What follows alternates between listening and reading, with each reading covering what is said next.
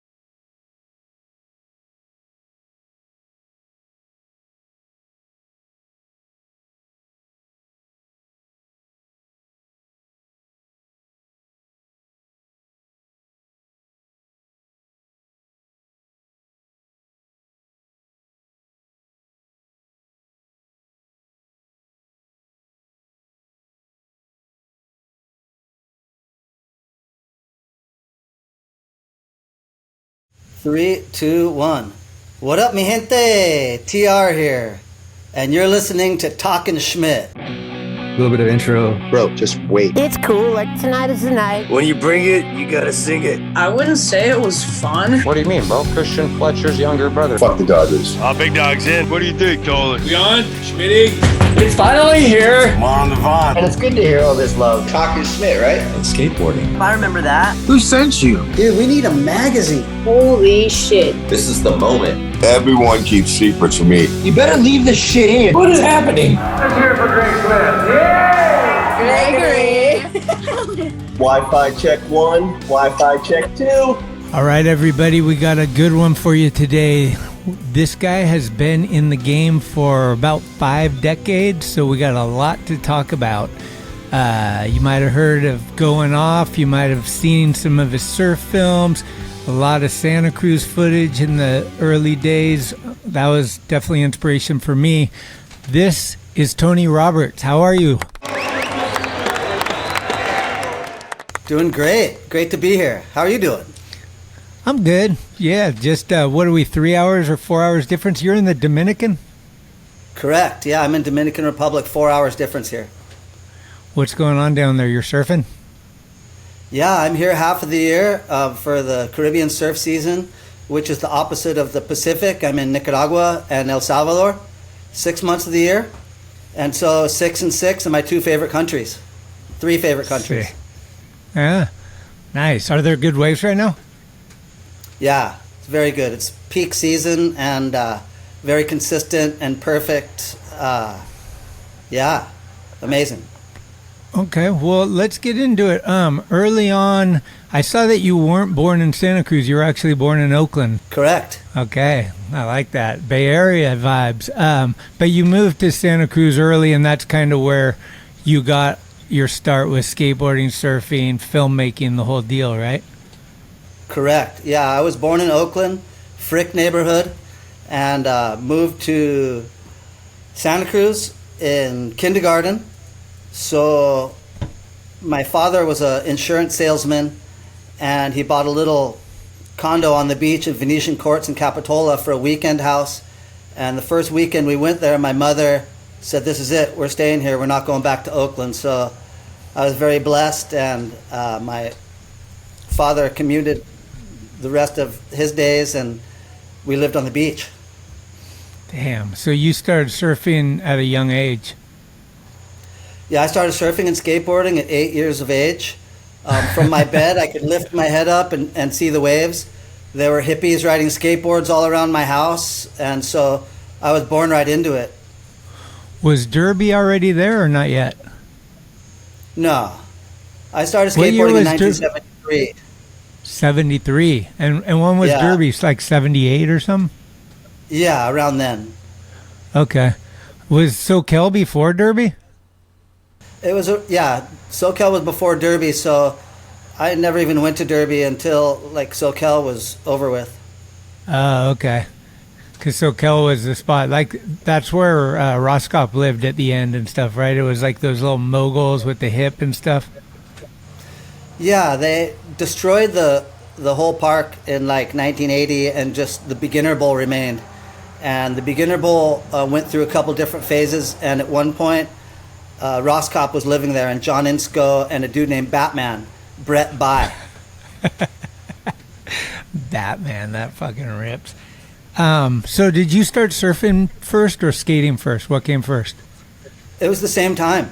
Not to get too deep into it, but like surfing and skateboarding for that matter have changed a lot. Like in the early days, there was a lot of respect and paying your dues and like don't go to the certain spots, and like there was no internet, so you didn't know where all the secret surf spots are and all that stuff. And now it's just a shit show. Everybody goes everywhere, and it's kind of like a little more tame than the early days. Is that safe to say?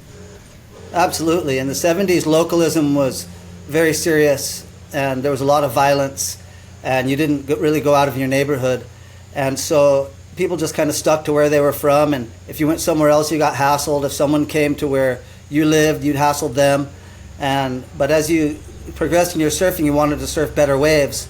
So you started going to other places and having to scrap and deal with the repercussions. And then traveling overseas, we'd go to Hawaii, which was even more intense, and all over the world we would deal with localism. But then by the time the 80s and the 90s rolled around, lawsuits and all that, it tamed down quite a bit, as you said.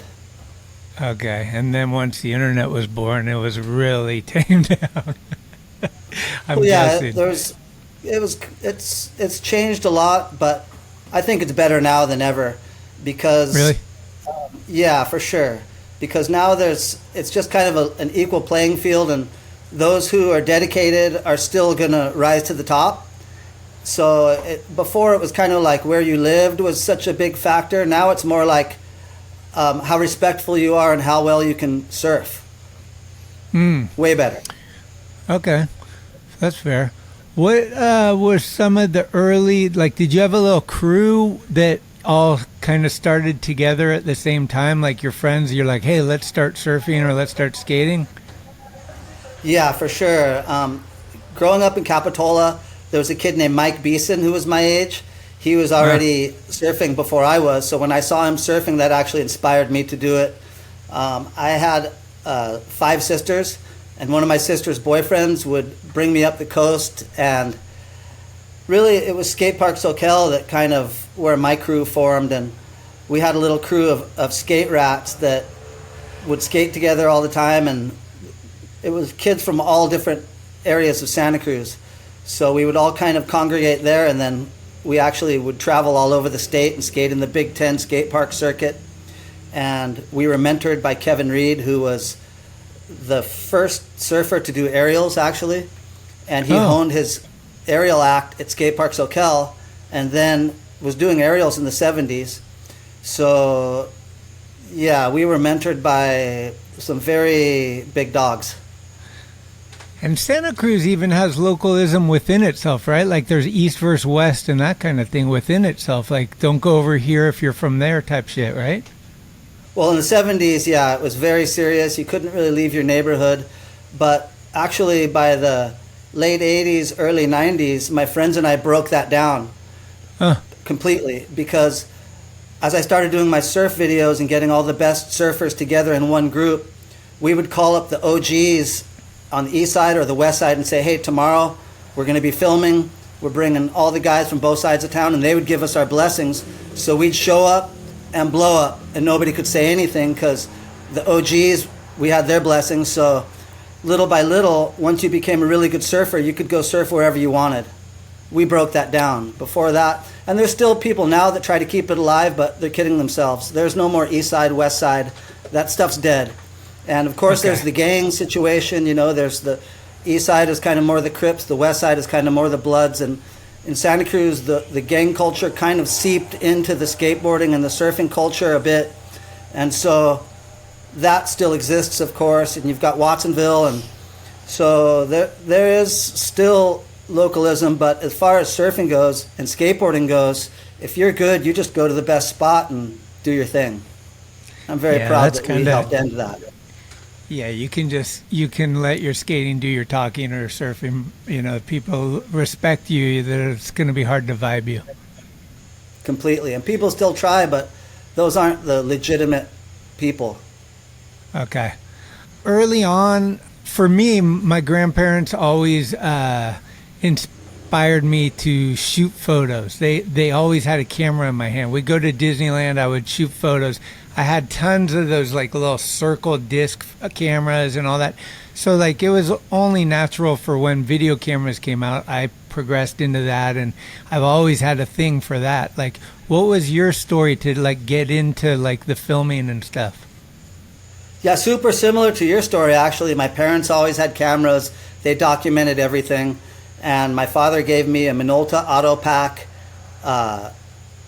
manual 35 millimeter camera.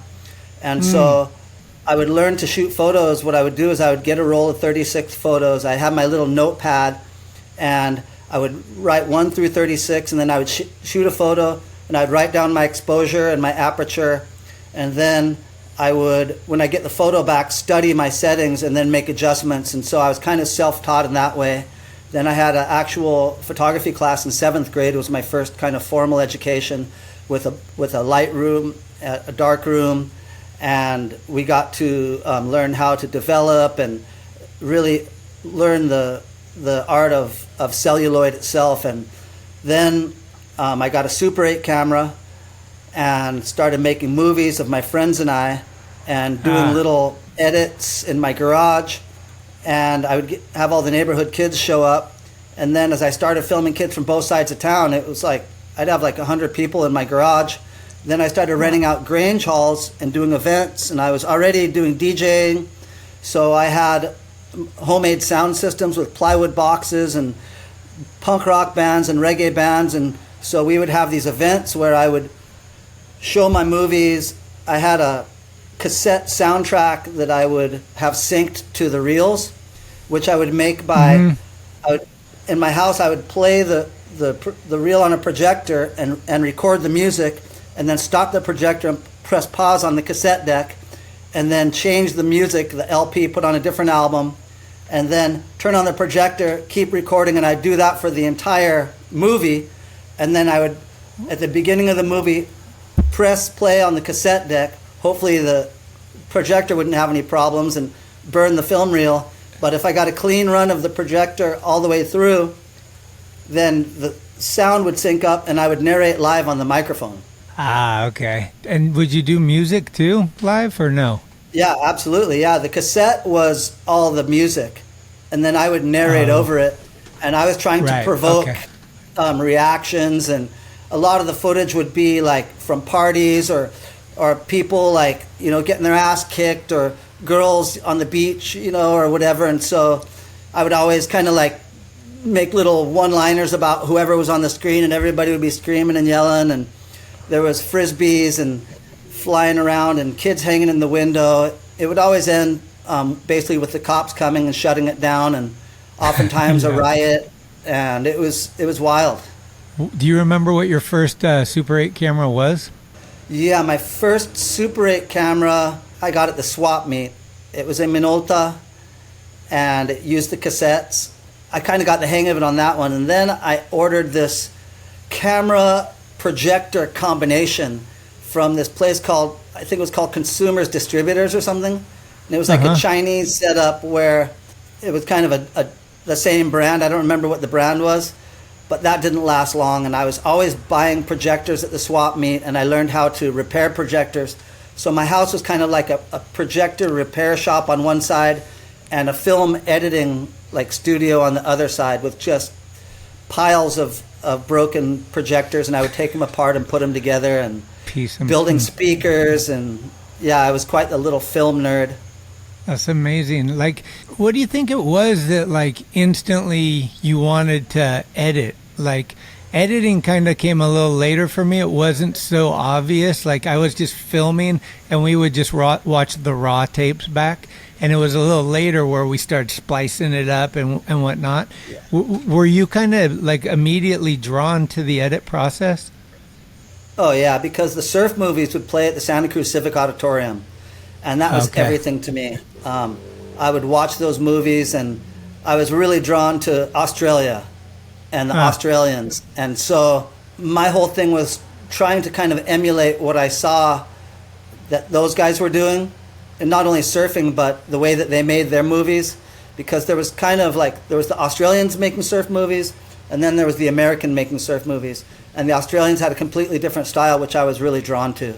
It's interesting to me because I know that you're really well versed in skating and surfing, and I think of it like with these kids growing up where I tell them to pick a lane, because like if you're trying to film but you're also trying to be the skater, it's hard. Like, you need to be filming if you're the filmer, but if you're trying to bust, maybe you don't want to be the filmer. I'm guessing there was times where you're filming dudes that you're better than, and having these moments like that. Like, is that frustrating, or is that just part of the game? And like, how did you feel about those moments, like where maybe you wanted to skate but you were there to film, or I don't know. Yeah, when I was a kid, I thought I was going to be a pro surfer, pro skateboarder, maybe a pro baseball player. I had those little kid like illusions and dreams, and filming was just a hobby to me. And so we were surfing and skateboarding, and I was just kind of filming on the side. But as reality started to hit, and I started to want to travel, and I started wanting money, I saw the opportunity to make filming my career, because I was already making thousands of dollars at my events. And I was also like working dishwashing jobs and making pizzas and mowing lawns, whatever I could do to kind of fund my travels. But as my events started getting really popular, and then when VHS came out, they transferred some of my films to VHS at the very beginning of surf videos and skate videos. So I started making money doing that. And actually, I saw an opportunity to be kind of the only filmer in surfing and skateboarding that was actually at like a pro level in the sport, as perhaps being my edge on what everyone else was doing, because I really wanted to do point of view angles, stuff that I hadn't really seen before that I was already doing. And so once I got to be like 17, 18 years of age, I applied my incredibly strong work ethic to filming and photography, and sacrificed my skating and surfing pretty much my whole life, which gave me a serious complex that I'm right now living out as a sponsored master surfer, because I missed out on all those years of doing it. And so at this point in my life, I'm more driven to compete and be the best surfer in the world for my age, as a result of exactly what you're talking about. But back to the point, I had a lot of early trips skateboarding and surfing where I was really suffering inside. My soul was like, because traveling to all these surf spots without a surfboard, to get good waves on the road, it takes a lot of effort and a lot of trials and tribulations. And to finally get there and score those waves, and especially if the surfers or the skaters weren't motivated, because I'm extremely motivated, and my style of filming, whether it's surfing or skateboarding, is I'm going to bring out the best of that rider. And a lot of riders like that. A lot of riders didn't like that. I'm kind of like slash coach slash military, and I know what they can do, and I'm going to push them. So, yeah, there's a lot of stories, of course, from that I'm sure that the riders can tell you as well, that it was really, really different skating with me and surfing with me and doing a part. Yeah, I was listening to a little bit of your interview with Clyde Singleton, and Clyde's a good friend of mine. I love his podcast, and I was kind of blown away by this one part that you guys were talking about. I even came home and told my wife, I was like, this blew my mind, that you were around at a time where there was no VHS. Like, you were like one of the first people to have a VHS surf movie in like a Blockbuster or somewhere. Like, those just didn't exist.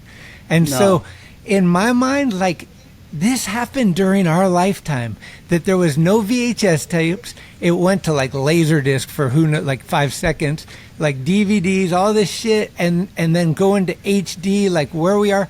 This is all in our lifetime. And it's kind of crazy to think that, like, because I lived through the Blockbuster days, going down there and seeing, like, I mean, I think I saw your film, the Goin Off, at a Blockbuster, and we just gravitated. Same with records. Anything that was skateboarding on it or something like that, we were picking up. We didn't know anything about it, but we'd watch, eat it all up, you know. So, yeah, that's crazy, though, right? Like, to be kind of like one of the first involved with that and then see where it's come to. Yeah, it's crazy. I mean, I was doing my movies, as I told you, for my Grange Hall events, which were a certain style of movie. And I got a call from the first distributor of surf and skate movies, Surf Video Network, out of Lompoc, California. And the guy called me up and he said, hey, we are doing surf movies on video. And I was like, what's video? He's like, oh, what the news guys use, but they're going to make these machines where people can watch it in their house. And we know that you have 2 surf movies and a skate movie, and we want to transfer them to video and sell them. And I was like, yeah, of course. So at the very beginning of surf and skate movies, I actually, as a young kid, held a huge portion of the market just by chance that they called me, because there wasn't that many film producers back then, and there was definitely nobody my age, even close.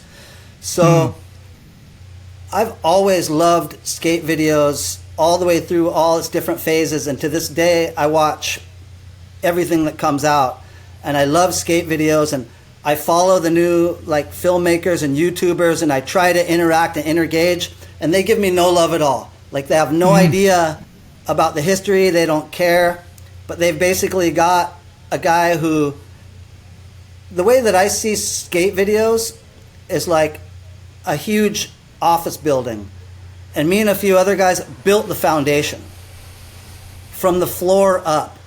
And it's like these guys have like the top floors, and they don't give a crap who built the foundation of it, which is pretty messed up. But yeah, it's just the way it is. Yeah, it is the way it is. And I was talking to Mofo about it, and he had a great analogy. He's like, kids now get on the freeway and they drive 65 miles an hour straight ahead, but they don't think about how much time it took to make those lanes.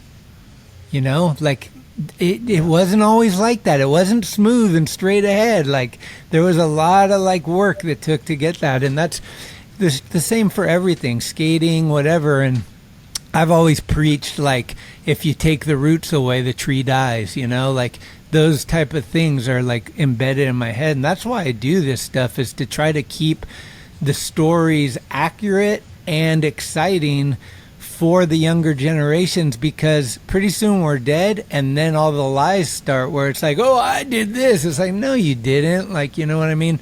So we kind of have to like write our history correctly and give credit to who's, you know, we can't have in 20 years that it all started from some other thing and like, that's not what we want. But I was curious to know, because I was actually involved with Mack Dawg and when he was doing Sick Boys.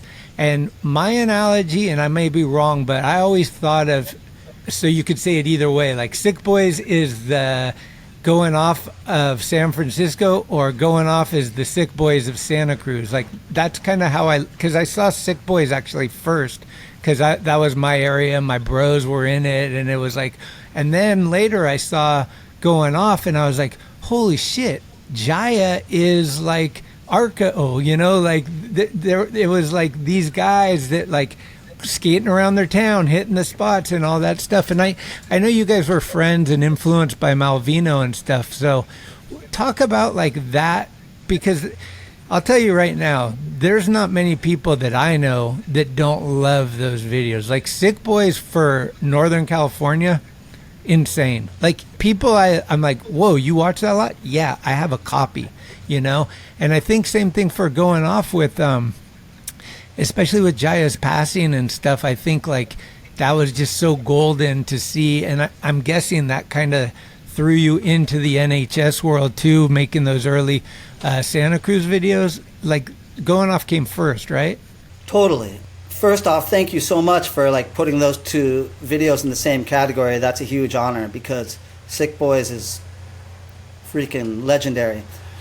And I just want to touch on the previous point for a moment, in that when I was a kid, I devoured everything in the history of skateboarding, going from the 60s to the 50s. I knew about Torger Johnson, Danny Bearer, all the way back. And so I'm hoping that these generations of skaters do their research, and because once the kickflip started, people just kind of, I think that there's a generation of skaters that started like doing stationary kickflips on their shag carpet in their living room, and then went out and started skateboarding from there, and they couldn't relate to the high speed, powerful, stylish shit from before that. And right. So it's cool to see now that kids are riding transition, they do the technical shit, they do all that. So I'm hoping that they'll go back in time and kind of see where it all came from. But to kind of put an exclamation point on that and move forward, Sick Boys and Goin Off were collaborations of Mack Dawg and I. I assisted Mack Dawg on Sick Boys, and I have a part in Sick Boys, skating derby. And Mack Dawg assisted me on Goin Off. Okay. So I worked on Sick Boys and he worked on Goin Off. In fact, we were driving down the freeway in his Volkswagen van, and I said, man, I need to come up with a title for this skate movie. It's almost done. And we had just been filming Nadas in Santa Monica, and I look at Mac, and he thinks, and he goes, he looks at me, and I had a working title in my mind, Goin Off, and Mac looked at me and he said, Goin Off. I'm getting goosebumps right now. He fucking read my mind. I could not believe it. I was like, dude, that is the one working title that I had in my mind done. That's going to be the name of the video. But was that a phrase that maybe you guys were using regularly? Yeah, we used it a lot, definitely. Okay. And Mackie was just such a inspirational person, because I didn't know any other kids my age that were like little film nerd guys. And he had the amazing projector, the xenon bulb projector, and I had the badass sound system. So we would do events. I would bring my sound system and then his projector, and vice versa. So in the early days, we were both mentored by John Malvino, as you said. And right. John Malvino, very, very selflessly, would teach us. And once I started shooting 16 millimeter film, he would be on these commercial shoots.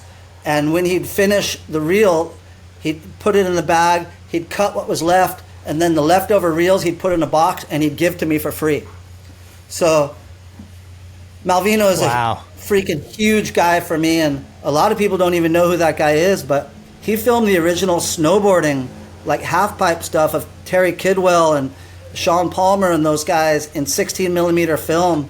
And also, like, he's got archives of like Tommy G and Gons and like early Mike Vallely and stuff that no one's ever seen. That's just, that dude's a man. So was he local? How did you guys meet Malvino? Yeah. Malvino was from SF or Santa Rosa or somewhere in the Bay Area. And I think I met Malvino, if I'm not mistaken, through O'Neill, because from one of my early surf movies, No Limits, I got a job at O'Neill, who had an entire art department with a video department, and I was hired as assistant to the video director. And the video director was this guy who had like a television background, and the art director, this guy Dave Parmley, and Mick Yankus, this other like super brilliant artist guys that surfed and were pretty up on skateboarding. They loved my approach because I was just a wild kind of punk rock Rasta kid, and so they liked the edge that I brought to it. And one day, out of nowhere, they told me that, hey, you're getting promoted to director of video, and the director of video is getting demoted to your assistant. Which didn't go over well with this like 40-year-old man. I can imagine. With all this television background. And I came in there like, my stuff was real raw, and he was teaching me everything about editing on 3/4 inch broadcast tape. So I'm pretty sure that I got some footage from Malvino for a trade show video we were working on or something like that. Wow. What's Malvino do now? Dude, I wish I knew. He's so low pro and off the radar, and I've always tried to find him, and I think that I got an email from him like 10 years ago or something, and just a couple sentences or something, but and what a big guy for Mike McIntyre and I. Absolutely. Mack Dawg. Yeah, I know that he talked a lot about him and stuff, and that was actually it was crazy because my friend was getting sponsored by Venture, Mike Alcantar, and we went up to San Francisco because Bryce and Tobin would come down to San Mateo and take photos of him, and they're like, hey, come up to the city. So we went up to the city, and it was the day that he did a frontside wall ride over the couch, and Mickey Reyes and them are sitting on the couch. Later it becomes a Couch Potatoes ad for Venture. But that same day in the front of the school is where Mack Dawg's underneath the handrail, and Julian's doing the front board for the first time on a handrail. And Bryce made all that possible for me. Like, somehow I'm there. I look back at it, I'm like, I have no idea, but I'll take it. You had like that type of vibe with Nodis, like the first wall rides. You're following him, filming him, doing wall rides like consecutively. People now take that for granted, but back then a wall ride was insane. Like when they first started doing those, and the way Nodis could do it, it was so powerful and beautiful that like, but to be the guy that's filming that, like, I can only imagine. When I was filming that, I knew that it was something very special and historic. He also has a surfing background, and so we really clicked on the, he really liked my angles and the follow footage vibe, and Goin Off, you can really kind of feel the chemistry between us. There's one line that just goes on and on and on. And at the very end, he like ducks under me, and I like tap him on the back, and he smiles and looks up. And yeah, there's just, that stuff was super magic. And it was actually Mack Dawg that set that stuff up. Mack was with us there assisting. And he had the in with Nodis. So I'm pretty sure that I might have met Nodis before that, but I was riding on Mack Dawg's coattails to film that stuff in Goin Off. So you guys were really helping each other as, you know, as the things going and stuff. So how do you end up, you did a bunch of filming for like Speed Freaks and the Speed Wheels videos, the early Santa Cruz videos, right? Is that because 100%. Is that because whoever was, I don't know, was it Metaver who's there at that time? I have no idea. But do they see your video and go, dude, you could make a video for our team? Metaver. Metaver also was in the surfing world. So he saw what I was doing and my events and Goin Off. And so Santa Cruz was already working with Scott Dietrich, who was not a skater. And he would film from like a bicycle and like a wheelchair and pretty hokey stuff. And the way he would shoot was like all super slow-mo, and his editing was super whack. He'd like cut like in the middle of a trick and like splice the landing of another trick. And so Roscop and those guys would get in the editing room and try to do what they could to make it as legit as possible. But like Streets on Fire and Wheels on Fire, I mean, they're pretty legendary just because of the Nautis spin on the fire hydrant and the board slide on the dumpster. And like, there's just some iconic things that went on there. Yeah. But it really gives me an eggy feeling when people are like, oh yeah, I know your video, like Wheels of Fire, Streets of Fire. And it was like, dude, that was the guy who made those videos didn't even skate. And my videos were actually shot on video, the very beginning of video, and not much slow-mo, just very sparingly used, and all this point of view stuff. The first like follow footage of street skating era, and stuff that only a skater could do. So Metaver recognized that, and he was very edgy. Like, he came up with all those ads with like Roscop barfing, and he just always tried to push the limits as much as possible. And at that point in time, we had Gavin O'Brien was working at NHS, who was like a real punk rocker. And so we had these guys that were really trying to push the limits of what we could get away with in the magazines. And so when Metaver hired me and he saw how frothed up I was on all the stuff I wanted to do, I said, I'm going to need like 10 cameras because I want to do all this follow footage stuff, and we're going to be crashing. I'm going to be breaking cameras. And he's like, go for it. He's like, go off, go wild. So Metaver got all that going.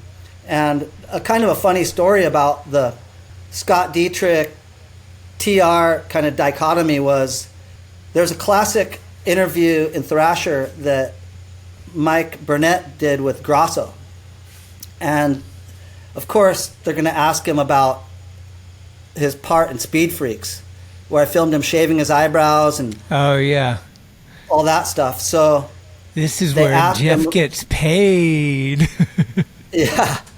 So the story behind that was, when I went to Del Mar in like 1985 or 86, Grosso was the new hottest am, and he was insane, like so powerful and stylish. And he was like, that's who everybody was talking about, was Jeff Grosso. And he was just so loved by everybody. He just had this power and this, I mean, we've all seen the footage. He was a prodigy.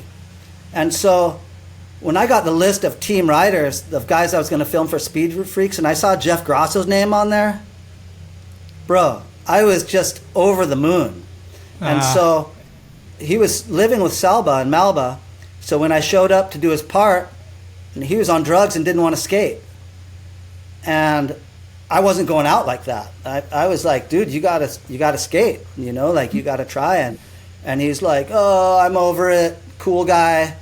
And so I said, I just pulled out the camera and started filming the shit he was saying. I was like, well, if you're not gonna skate, this is gonna be your part.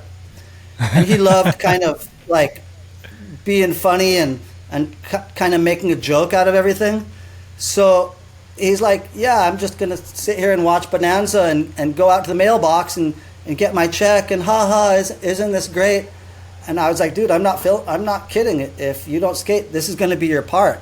Of course, it came out, and it was super regrettable for me, obviously for him, for Santa Cruz, for everybody. And so when Burnett asked him about that years later, Burnett said, hey, do you remember like filming your Speed Freaks part with Tony Roberts? What was up with that? And he said, oh yeah, the guy showed up, he had like a ponytail and showed up with his boyfriend, and they filmed me with point of view stuff on a bicycle apparently Grasso got me confused with Scott Dietrich. Like, he didn't even remember, which is crazy because I was actually friends with the guy. Like, in Goin Off, there's footage of him skating. We hung out with Neil Blender, and so I thought he was my friend, but he didn't even remember the Speed Freak stuff in reality because he thought it was Scott Dietrich. And so I read this in the magazine and I was like, what the hell? And I contacted Burnett and I was like, hey, no big deal. I think it's kind of funny, but just so you know, he's talking about Scott Dietrich, not me. And in the future, if you want to corroborate any like information someone gives you, now we're in contact. And he was like, oh man, I'm so sorry. And can I send you a box? And he sent me this fat box of all this Thrasher, like sweatshirts and t-shirts and stuff. And printed a retraction in the magazine, which was super kind. I mean, that guy is golden. Mike makes sure, like, if you tell him he made a mistake, he wants to correct that mistake. Exactly. So yeah, the Speed Freaks video, I mean, there was so many guys on that team because there was no wheel companies back then. There was only deck companies that made wheels. And so if you didn't ride for like Vision or Powell, basically, you rode for Santa Cruz Speed Wheels. We sponsored everybody on Dogtown, you know, all the companies, not Veriflex, but pretty much all the other companies, we would sponsor them. So when I got this list of riders, there was all these dudes, and Eric Dees was like number one in the world, like I think 87 and 88, and we filmed that in 89. So I got to film Eric Dees' first part when he was already the best street skater in the world for years. So I got to film all his spots for the first time, that mini ramp part, and the downhill like power slides and the Venice curbs. And I mean, we could do a whole podcast just talking about filming the part with Eric D, because we really hit it off. He was really hungry to film, and he loved, again, like doing the follow footage, and loved the fact that I could keep up with him, and it was just a whole new dynamic. Everything was so fresh and so new, and we knew it was going to be something that would blow everybody's mind, which it definitely did. Yeah, I mean, I remember Eric's part definitely when it came out. It was definitely a favorite of ours. Like, Eric's always been so sick. Like the Dogtown days where he's like doing the crails in the pools and stuff, like all-terrain vehicle. Like, that's what we always wanted, was like, no, he doesn't just skate this, he skates everything. Blood Wizard. Blood Wizard. Blood Wizard. Blood Wizard!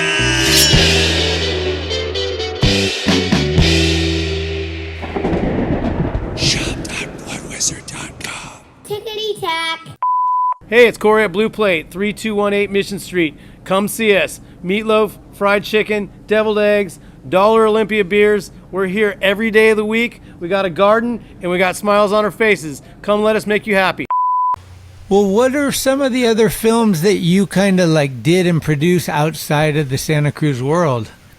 Right. After Speed Freaks, we did Risk It, of course, which was another Santa Cruz Speed Wheel video. And that was kind of monumental because street skating was creeping in strong. Right. So Metaver was like, hey, we want to do parts on like just street guys, like Marcus Wyndham and Ocean Howell, and we had new guys, Damon Bird, that nobody had really heard of, that were Tom Knox, who was more ATV. Yeah. But actually Tom Knox was in Speed Freaks first. That was where his kind of debut was. He was kind of unknown before that. But in Risk It, all the vert guys and pool guys and all those guys, each one of them at the beginning of their segment, I was like, hey, if you can skate street at all, like, we want to film a few clips of you in street and put it in your part. And some of them were like, no. And there's guys like Todd Conchilari's like, yeah, let's do it. And he couldn't even do a slappy. And his part is him like trying to do a slappy and falling in the bushes and shit. He made like a joke out of it, which was pretty funny. But besides that was just about the time that I actually left the United States forever shortly thereafter. So I was just kind of doing surf movies after that and didn't do another skate movie until like the late, I think like 2000 almost, which was the first Central American pro skate video called La Cele. But I started traveling like right after Risk It and moved to Indonesia and lived in a village and learned Indonesian and was teaching English and I was producing surf movies out there, and then I ended up moving back to the States, and at that point in time I kind of had it figured out in my mind. The only reason I was in the States was for money, so if I'm there for money I'm going to make as much as I can, and I moved to San Francisco. So my last 3 years in the United States I lived in the Richmond on 44th and Balboa and lived and worked in Enough Said Productions, which was a video editing studio owned by Mike Shaw Dog. Oh, shit. And so I lived for 3 years with Ken Takeda, Mike Shaw, Ray Sanchez, and Pierre. Wow. All right. So my last chapter in the United States in the early to mid 90s, was hanging out with those guys and editing video and doing a lot of like DJ work, filming the Invisible Scratch Pickles and the International Turntablist Federation, like contests and rap videos. And it was really cool because I've always loved hip hop and rapped and DJ'd and breakdanced and graffiti and all that since the 70s. So when I moved back to the United States and I kind of immersed myself in the city culture, it was really cool as my last chapter, but it was also so far removed from my true nature, which is I love to be in the third world, in a remote place, in the jungle with amazing waves. And so after 3 years of that, I moved away from the States forever and never went back. Did that have anything to do with, did you kind of have for lack of a better word, a meltdown when you were editing Risk It? Like something happened where you had to like refilm the maybe the intros or something happened in the editing process, I think. Your version is as lightweight of a version as it could possibly be. What happened was I had about 80% of the film done in the can. And we were in San Diego, staying in a hotel room after filming all day, and I was with Jay Adams, Colby Carter, Scott Needham, an Aussie photographer, and some other skaters. And somebody broke into our hotel room while we were asleep, stole all the camera equipment, the keys to the van, and stole the van that had all the footage in it. And all the camera equipment. So basically, I kind of lost my marbles and went into the trade show the next day to explain to NHS what happened. And a year before that, my girlfriend broke up with me, but she didn't break up with me, she just disappeared. And I didn't really know what happened. And I had actually met her at a previous trade show because I was sponsored by a company called Surfers Alliance. And her uncle worked for Surfers Alliance. So when I walked into the trade show to go confront NHS and tell them that I got the van stolen and all the footage and all their camera equipment and everything, the first thing I see is the Surfers Alliance booth and her uncle Rick, and he's like, "Tony, what's up? How you doing?" And I'm like, "Hey, what's up? Kind of having a bad day." And he's like, "Oh, her name and the dude's name are doing great." And I'm like, "Oh, really? Actually, I didn't even really know what happened. She didn't break up with me a year ago. And where are they?" He's like, "Oh, they're in Kauai. I thought that you guys were still in touch." I'm like, "No, I had no idea, but thanks for telling me." So I start walking down the aisle of the trade show. And so I got that news. I got NHS's van and all the footage ripped off. and all the colors, and there's like those banners with the numbers, and I just start like going into like another realm, like some kind of a, like, I don't know, like it was like a drug trip or something. Like I was losing my mind. And so I walked up to the booth at NHS and I was like, hey guys, I got this shit ripped off and da-da-da-da, but don't worry, I'm going to find it and we're going to refilm everything and I'll find the van. And they're just like, oh shit, I need you to rent me another van and I'm going to go find the van and go find everything. So they're like, oh, okay. So they rent me another van and I grabbed this kid, Scott Needham, who was this Aussie film photographer who was with me on the entire shoot, and I'm like, let's go, we're gonna go find the van. And so I basically kidnapped this kid and we go into every ghetto I can find, and I'm just going in the worst neighborhoods that I can find looking for the van all day, all night. And he's like dozing off. I'm like slapping him in the head, like, don't sleep, you look that way, I'm looking that way. And we're like looking for the van, and I see like a posse of gangsters on the corner, and I screech up on the curb and hop out, start pushing the biggest guy, like, where's my van, where's my van? I was like losing my mind, and I kind of like wanted to die in a way. I was just like, but people were just like, whoa dude, we don't have your van. And so I finally, like, Scott like escaped like somehow, and I called up all the writers and was like, hey, I need to come and refilm your part. And most of them were just really bummed because, as I told you, I have a way of bringing out the best in these guys. And some of them were straight up like, dude, I can't do that again. Like, I don't know how you made me do that the first time, and no dice, you know, like you're barred. Like I'm never filming with you again. You fucking blew it. And I totally understood that. But then there were guys like Mike Valale's like, yeah, man, let's do it. We'll do it better this time, you know? And so pretty much like most of that video were parts that were refilmed, and none of them were as good as the first time. And like Ocean Howl was like hurt when I tried to film the second part, time. And so it was super traumatic experience. And so yeah, after Risk It, I had a meltdown for sure, and went into a really dark period, and I actually moved to downtown Santa Cruz and was living like in a really bad area, and just watching baseball games and skateboarding and filming surfing, and that was it. Like no friends, didn't want to talk to anybody, didn't want to surf, and yeah, that was the low point of my life. Did you ever dabble in drugs and alcohol? Like, did you get into darkness with that stuff as well, or no?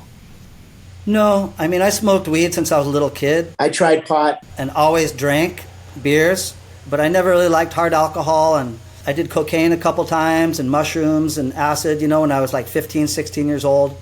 But it wasn't like self-destruction, like, oh, fuck the world, I'm going to get hammered. Not at all. I had an older sister who was a homeless drug addict her whole life in Santa Cruz. Oh, okay. And so when I was like 14, 15, she was like 17, 18, she started doing blow and then started smoking crack and then doing meth. And so her whole life was in and out of jail, on the street, and my family and I always trying to help her. And as we all know, you can't help someone that doesn't want to help themselves. So that was super painful and super difficult. So I've always been super anti-cocaine and anti-crack and anti-meth and all those drugs. So I never really got that deep into it, and then actually quit drinking like 6 years ago, even though I didn't have like a super gnarly problem, but just to try to get my peak performance physically that I can for trying to be the best surfer in the world for my age, which is my current mission. Just taking every edge that I can and just constantly training. Right. And I've been, like a vegan for, most of my life, vegetarian since I was 18 years old, and heavily into yoga since I was a child, like a strict, gnarly yoga regimen in all the different phases of my life. So, yeah, those deep, dark, like, chapters of my life were just confronted head on, like, no drugs. So what did you end up doing? Like, did you go straight to Indonesia and you're just like, I'm over America? Is that what it was? Or that was way before all this stuff. Like, that was when I was young, like in my early 20s. I went to Indonesia just filming and surfing, having fun. And I found this incredible wave and just loved the people in the village, and they took me in, and I was the first foreigner to live in the village, and it was just like there was nothing there. There was no electricity, nothing built, and now it's like super built up with like hotels and surf shops, and I was the first foreigner to live in the village, and I taught all the locals how to speak English, and I truly found myself there, my true nature, because I was so much more like those people in the village than the people in Santa Cruz where I grew up, that I kind of realized that was my calling and my true nature. But I ended up going back to the States because I had that American like brainwashing that I need to work really hard and make a bunch of money so that I can go overseas and enjoy myself. I didn't have the realization that I could just move overseas with money or without money and live the life that suits me and my true nature. So I would go back to the States to make money to go overseas, which was complete bullshit. And it wasn't until I was like 30 years old that I finally realized that, well, I could just move down here. And what happened was, where I lived in Bali had changed so much that I went back every year, and it completely broke my heart because like the people were like changing their name from their traditional names, because in Bali there's only 4 names. If you're the first kid, your name is Ketut. The second kid, your name is Made, Nyoman.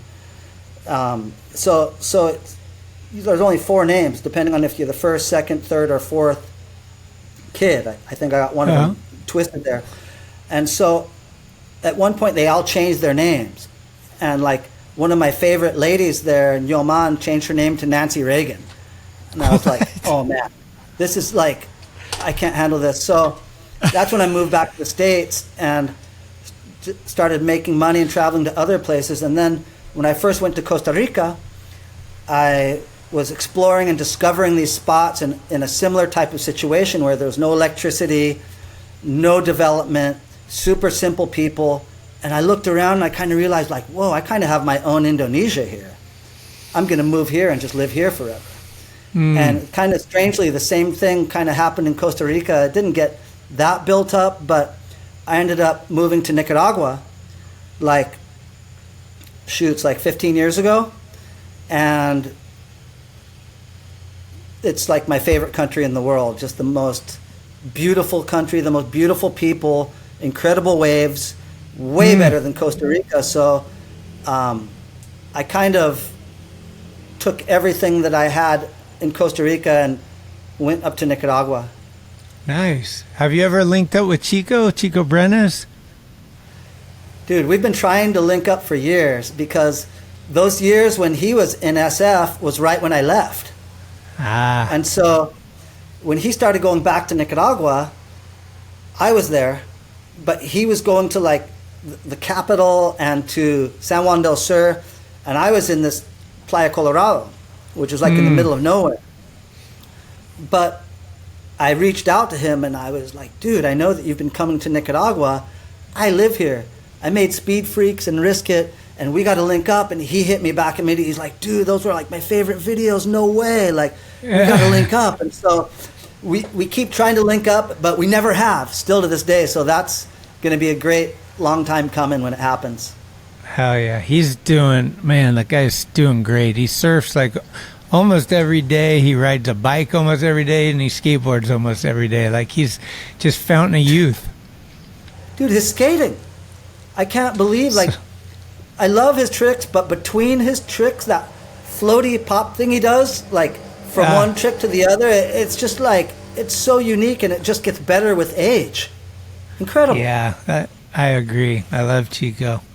Let's go back a little bit to some of these videos you made, because you work with so many legends and the names are all over the board, whether it be, like you said, Jay Adams, Rob Roscop, Eric Dressen, Tom Knox, Neil Blender, Jason Jesse, the list goes on. The thing I'm wondering is, what's your technique when you're going into a situation?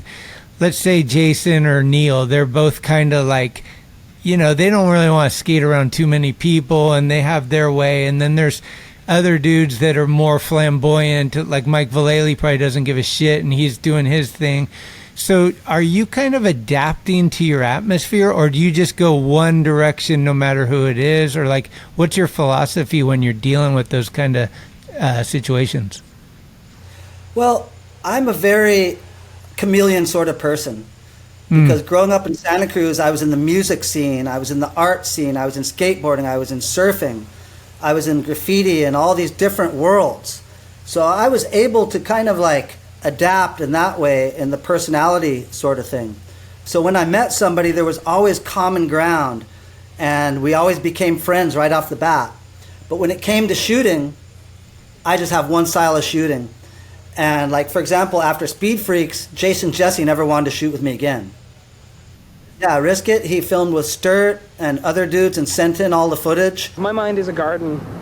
I skateboard, but I'm an artist. I love art and I love you. I don't think he liked me because of the way that I film. And also I like to shoot a lot of lifestyle. I'm going to be shooting you between runs and like, tightening your wheels and all that stuff. I'm totally no shame when it comes to filming. I'm not like intimidated by these guys, and if anything, I feel like they're privileged to shoot with me.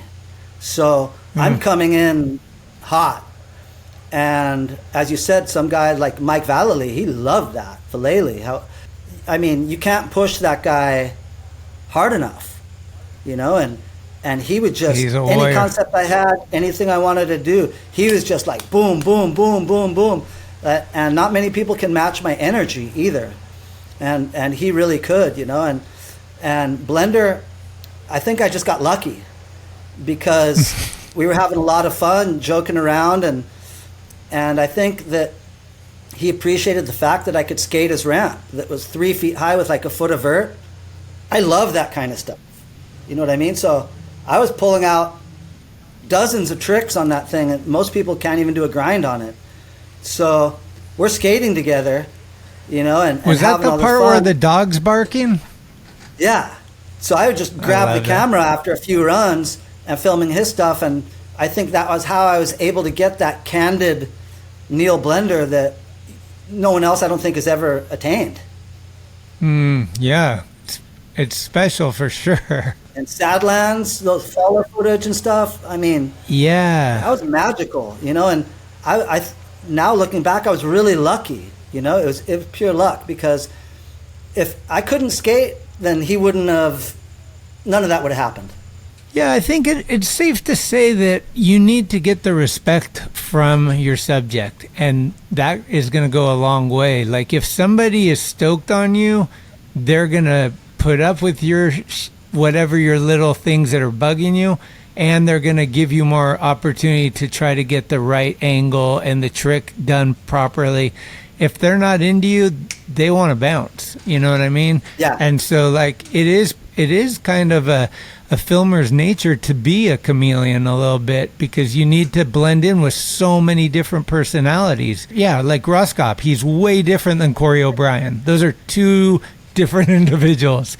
Not saying either's better or worse. They're just not the same type of dude. And you got to go film with both those guys, and it's probably two way different experiences. Corey's throwing his board and Rob's in his thing, and like, yeah, it's just, it was crazy, the collection of dudes. The music was iconic for us too. Like, we learned about, Mike Watt and like what was it, like mostly SST bands, I guess, Black Flag and different bands, but it was just, I don't know, it just went well. It was like, those songs, I don't know if the writers picked their own song or how that worked out, but it was good. How did the music work out? Rob Roscop. Oh, he picked it all? No, he had to connect with SST. Ah. And we were really good friends with Clifford Dinsmore, who was the singer of Blast, which was a band from Santa Cruz. And they were on SST. Got it. So, like, when Black Flag was basically just getting started and just getting going, they'd be staying on, like, our friends' couches, and we'd be hanging out with them, and they'd be playing little clubs, and we'd be going, like, you know, to these early gigs, and like the cops would show up, we're throwing like chairs through the windows and shit, just like complete madness, like the real early days of punk rock. And then like after that, when they kind of started going mainstream, that was kind of not mainstream, but when they got on SST and punk rock became kind of a thing and there was records and all that, that was around the time that Rob moved to Santa Cruz. And okay. And he learned to surf, you know, and I was kind of instrumental in that. I was kind of helping him learn to surf, and we actually lived together. Joel Gomez and Roscop and I lived right by the Hook in Santa Cruz, which is a surf spot. And this was right when Roscop was getting, and this was right when Roscop was getting super popular and his first graphic, and he had the dyed green hair and the bright green sweatshirt and the green like board, and he was like such an incredibly talented skateboarder with such a good style and so powerful. Like, people have no idea how good that guy was, and he was really good on the street also, and he learned to surf like that. I mean, that guy's gnarly, but because he's from Ohio, right? Yeah, he's from Ohio, but he had the in at SST, and he went down there and he was like, hey, we're doing this video. And so I got this box of all these different bands, and I was able to just go through it, and I chose all the different songs for all the different parts based on the personalities. And Neil was super into Dinosaur Jr. Right. And he told me, like, hey, if you can use that for my part, that's what I want. And so he was one guy that definitely had a say in it. Jason Jesse was like, hey, I want to use Black Flag or a Blast if possible. And so luckily we had the SST bands. And then Risk It was all Caroline Records, which was another super rad label. And Roscop, he did that also. Damn, so he hooked it up. He hooked it up, bro. And then there was other writers that like, for example, Ocean Howell and Mark Wyndham gave me a cassette tape. It was a demo tape of a band that was their friend's band called The Eclipse.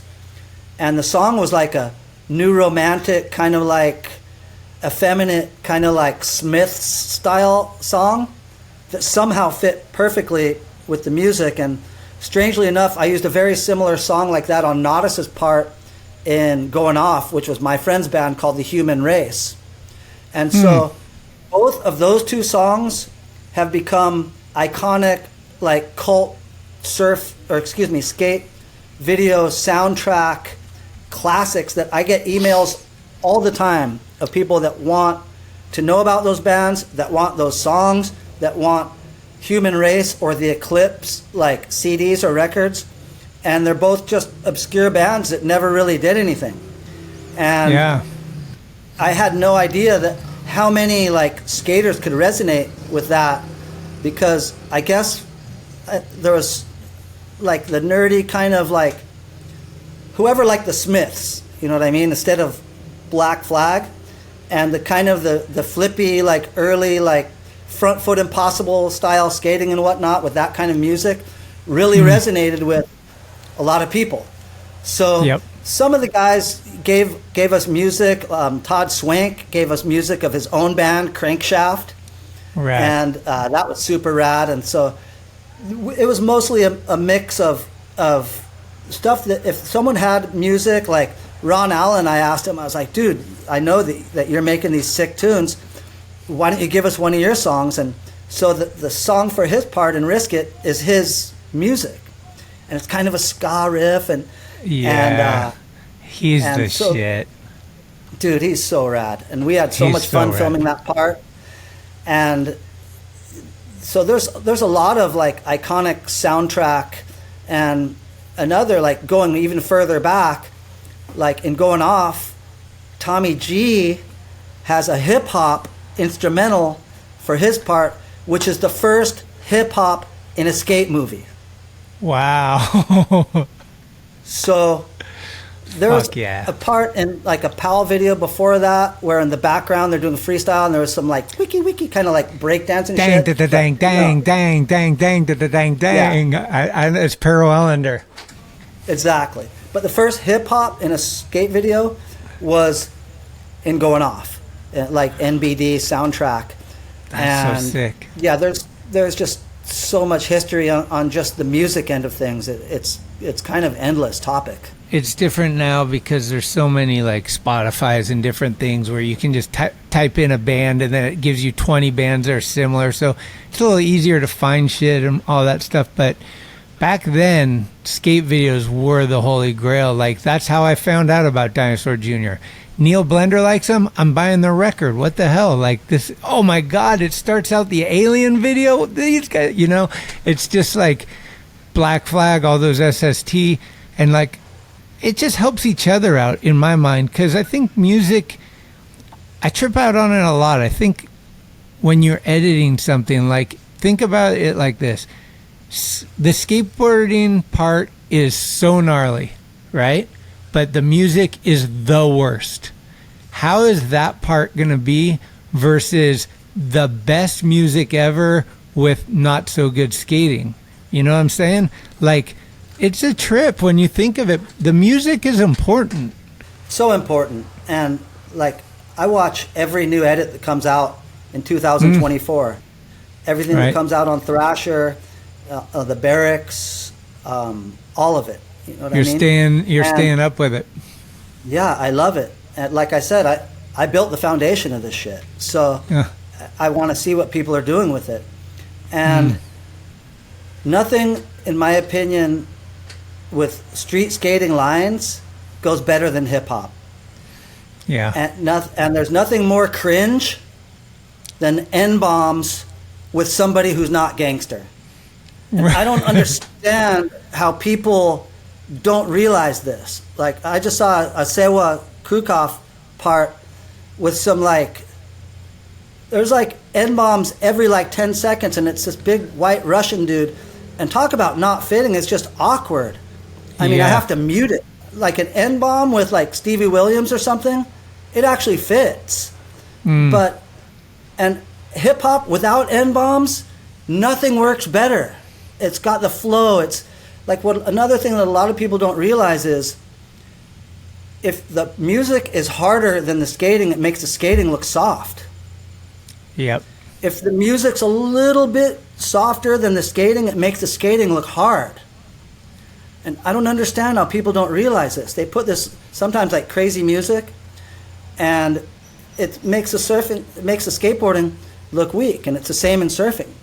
And another thing is, I think we've all seen edits where somebody just likes a song, so they use it. And it doesn't fit with the skating at all. And the song, it's got to fit with the skating. It's got to fit with the guy's personality. And there's also like edits where like they put a song and the message is, look how weird I am by my music choice. Okay, you're weird, guy. It fucking sucks with your segment. There's so much music out there and so much of it goes perfect with skating. And to even like take it a step further, not only like soundtrack, but in the new videos, there's nothing better than a skate video that's original. Originality is good. Doing something that everyone else has done is whack. Why do people open skate videos with grainy Super 8 B-roll clips as the first clip of the video? It is the most whack thing in the world. There's only one reason they do it, because everyone else does it. That's the only reason they do it. It doesn't look good. It doesn't add anything. And if you're doing something only because everyone else does it, that's as far away from originality as you can get. Or if you start a skate video with a slam, you're only doing that because that's what everyone else has done. Come on, people, be original. Like every time I watch a skate video, the first clip is a slam or a Super 8 B-roll clip, grainy ass, crappy looking, shaky clip. right off the bat, I know the part's going to be whack. And the skating might be amazing, but I know the editor sucks every time.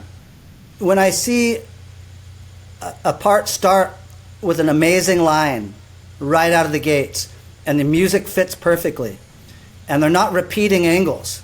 It's like a follow line, then a long lens line, then another through the trees angle, you know, and then maybe a B-roll clip, some lifestyle. But I'm like, okay, not only is this guy a great filmer, he's also a great editor. When you have like fisheye clip after fisheye clip after fisheye clip, you're like, this guy doesn't know how to edit. You know, it's just basic rules of editing that are broken with the mission of being unoriginal. It drives me crazy. Yeah, I know. But to be fair, though, I think that it's indicative of just the culture. I mean, skate companies in general copy whatever graphics are selling, and then they do this, the cartoony graphics, we're all doing cartoon. Oh, it's gnarly Slayer style, we're doing that.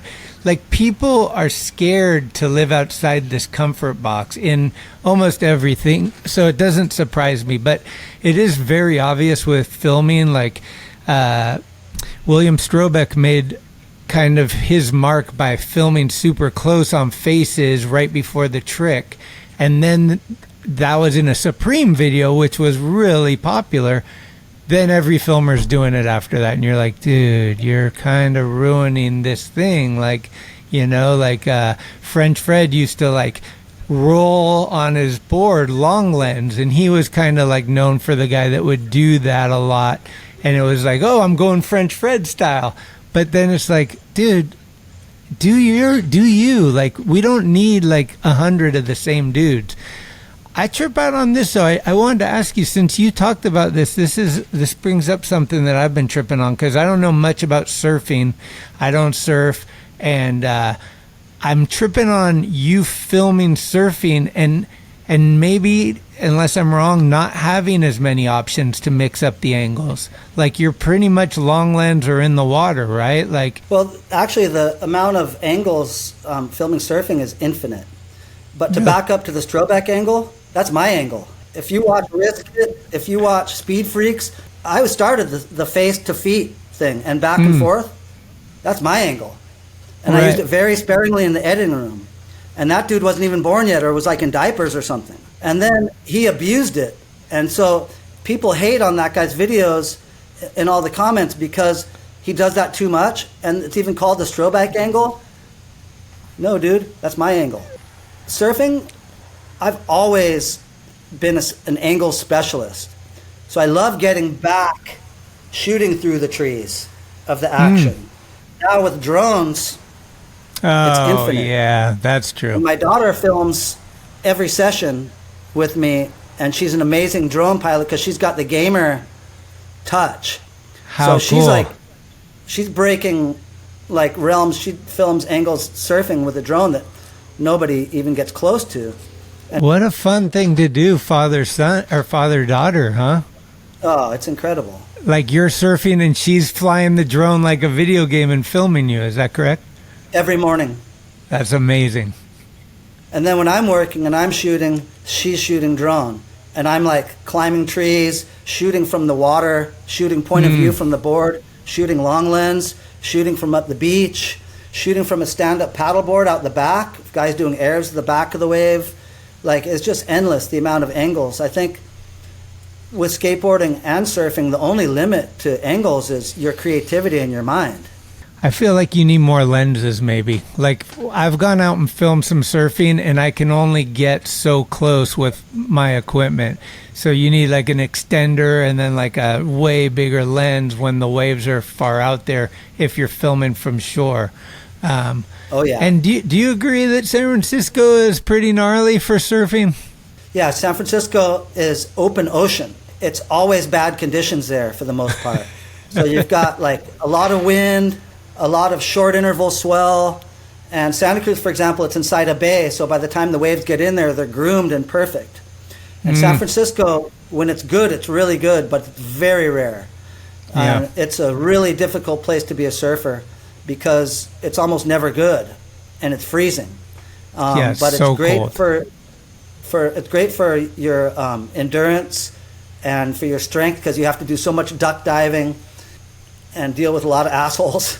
I was going out there when the COVID hit and there was lockdown. That was like the one thing that we could kind of do still. And I was getting into it. And it was like we would go in the morning before the sun came up and film sunset sessions. The dudes are running out in the water as the sun's coming out. And it was kind of cool, like just to do something different outside of my box. Like I said, I've never really surfed or anything. So like to do that and see these guys doing it, mad respect, you know. Like the water is freezing in SF and it's like 6 a.m. and they're, you know, it's like cold outside too. It's like it's pretty gnarly. Totally. I threw some stuff up on Instagram today because I knew I was going to be interviewing you, and a couple people wanted to know about the SMA Cadillac tour. Well, I wasn't on that tour. They were sending me the tapes. Yeah. And so okay. Julian was filming a lot of that, and they had this team manager guy, I can't remember his name, but it was this tall, skinny kid, and he was like filming a lot of that stuff, and he didn't really know how to film. So that's why a lot of the footage is kind of janky, but the content itself is so iconic, obviously. And I would get those tapes, and I was just like, oh my God, like this is gold. And Nodis, at that point in time, was moving into his own realm. Like he was kind of untouchable at that point in time because street skating was starting to get tech, but he was bio. Like he was doing huge stuff. So he was at the very beginning of tech, he was doing it huge. And you know, on that tour, he did like the first backside tail slides and the first frontside feebles, and on like PVC like rails that were like moving and shit. Insane, yeah. And Thebo was super tech at that point in time. He was popping like 360 flips over like janky pyramids and stuff, and he was super slept on. Jimmy Thebo! Jimmy T. We always laughed because at the end of his part, he thanks so many people. We're like, I'd like to thank this guy, and it keeps going and going. That was super rad filming that part with him. He was like so good, but I would tell him what I wanted to do, the angle I wanted to get, and he'd be like, why don't you just stand over here and like film from here? And I'm like, okay, I'll film from there, and then after that I want to follow you. And he'd be like, okay. So I'd film it from his angle, and then I'd want him to do it again. And dude would get in his own head. It was really hard for him to shoot with me. And if you watch the raw tapes, he was kind of like, I was pushing him to the end of his patience. He was really losing his patience with me. But I kept pushing. I'm like, no, you can do it. Because I had in my mind how a certain trick would look from a certain angle. But he just wasn't seeing it that way. He just wanted the trick, wanted it from a super generic angle, and then just to move on. So, right. But he was such a kind person and such a nice person that he tolerated my filming style, but it wasn't easy for him. That sounds about right. I talked to Tommy about filming with Stacy for the PAL videos, and he was like, "Dude, we had 3 tries. There was no he just filmed us skating. Like that was it. You know, it was like a much different time." What about your interaction with coming over the 17? My like back and forth over Highway 17 was a huge part of my skateboarding because we would skate Campbell Skate Park and Winchester and Milpitas. Oh, okay. And then later on, Raging Waters. So the Highway 17 was the link to a lot of that. But when Meekster moved to Santa Cruz, we met at SoCal at the Bowl and totally hit it off. And he gave me skateboards, introduced me to punk rock music. I helped teach him how to surf.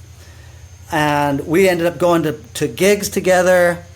And my girlfriend and his girlfriend were really good friends, practically best friends, and still are to this day. And now, another first impression from Keith Meek. So the first time I met Tony was probably about 1979, 1980. Me and Joe Gomez had just skated Buena Vista Pool, and we were heading back into town, and he asked me if I wanted to skate SoCal, and I thought SoCal was demoed, you know, and he said, no, the beginner bowl's still there. So we jammed down there, came in the back way, and once we got down into the bowl area, Tony and James Warner, Wharfie, were hanging out, just skating, and got that little vibe like, wait, who the fuck are these guys at our spot, you know? And so we just kind of like didn't really talk and just kind of started skating, and Tony was just fucking ripping, dude, like showing me like this is his spot kind of style. And so I was fucking getting my shred on and doing some cool shit, and Wharfie was styling out, Joel styling out, and we ended up like vibing really well. And I got to know Wharfie and TR that day, and TR, like, we exchanged numbers. God, he called me like the next morning, and then it was on. Like we hung like every day for years after that, like surfing, skating, and that whole crew, Wharfie and TR, those guys, Chris Heinen, they showed me that whole surf skate lifestyle, and dude, it was sick. It was on. Like we were surfing, skating every day. They were showing me all their spots, these little ditches, and it was really cool. TR is the epitome of the surf skate lifestyle. He excels in both disciplines, surfing and skating, with so much style. Not to mention that he's recorded so much history in that culture. Tony Roberts is a true legend. That rules. He's a rad dude. I was stoked to get to like talk to him for a bunch, and that was an epic episode. Thanks. Yeah, I was hyped on it. Like I didn't really know what I was getting into. I love when I learn things. Like I'm like, okay, I know the foundation of this guy, but then all of a sudden like, wait, what? That? No. Oh shit, you know? A lot of people don't realize what a great street skater he was. At the very beginning of street skating, Meekster was all over that. And he sponsored Ricky Windsor, who was the best street skater I ever saw in like 1985. Like Windsor was so gnarly, so original, and Meek sponsored him. So Meek and Windsor and Corey O'Brien, you know, they were really at the forefront of street skating at that point in time, super early, before it even was called street skating. Right, yeah. Keith said to maybe see if you wanted to talk about the Stonyville raid. Oh my God. Pulling it out. This guy did his research. Oh man, where do I start with this? Keith Meek, Chris Heinen, and I were the Bobs. We called each other Bob, right? So it's Chris Bob, Tony Bob, and then Keith, for some reason, I called him Hank, and he called me Hank, and he called Heinen Hank. So we had these funny names that we called each other, but we had this fort that was in a ravine that during summer there'd be no water in it, and we made this like fort there, and we'd go and we'd smoke weed and bring beers, and we were like little kids, and we'd get hammered in there and do little bonfires, and we'd camp in there and stuff, and so we called it Stonyville. It was our little our little like stony fort situation there. And so one night we were down there and we had like a bonfire going, and there was this kid who was a neighbor of Heinen's, but he was a straight kid. Like he didn't smoke weed, and we were getting him high. So he was like losing his mind. He was super paranoid, and somehow somebody called the cops or something. So the cops show up, and so we're like sitting there like roasting marshmallows and smoking weed and drinking beers, and we hear this like stay right where you are, you know, you're surrounded, and we're like, what? And we see like spotlights coming, you know, and the cops, and so we put out the fire and we're all hide, like don't blow your cover, don't let them know we're here. So we put out the fire and we were hiding, and Ted was like, no, you know, we're gonna get in trouble. We're like, no, shh, be quiet. And then he couldn't handle it any longer, and he goes out on the ridge and he's like, don't shoot. And then the cops came, and I don't remember what happened. I guess we got in trouble, but yeah, that was the Stonyville raid. Yeah, that's cool. What do you think? Here's the tough question. Without thinking too hard about it, what do you think, like, some of the highlights of your career as a skateboard filmer have been? Like, filming Danny Way's first part as a young kid and seeing the potential in this guy, filming with Neil Blender, filming Eric Dress and Mike V, these different things. What things, without thinking too hard, sticks out to you as, like, this was just such a moment for me? Well, it wasn't the funnest I had because I was so intense when I filmed, you know. Okay. It's very serious. But what comes to mind first was Tom Knox. Ah. I mean, he was just a name on this long list of dudes in some random place in Visalia. Never heard of him. Didn't know who he was. And I picked him up at his mom's house, you know, and just this little kid, you know, comes out of the front door with his skateboard, and he absolutely freaking blew my mind. And the whole world got to see what I saw, but he was so consistent and powerful and innovative, and the fact that he could skate everything at a top level and he was unknown, it was just so special, you know. And to film that whole part in one day, you know, it proves the amount of energy that he had and the endurance, and he brought me to all his spots. And for Risk It, I think we took like 2 or 3 days to film his part, and then the footage got stolen, and then we went and refilmed it again. But the Speed Freaks Tom Knox part is one that comes to mind.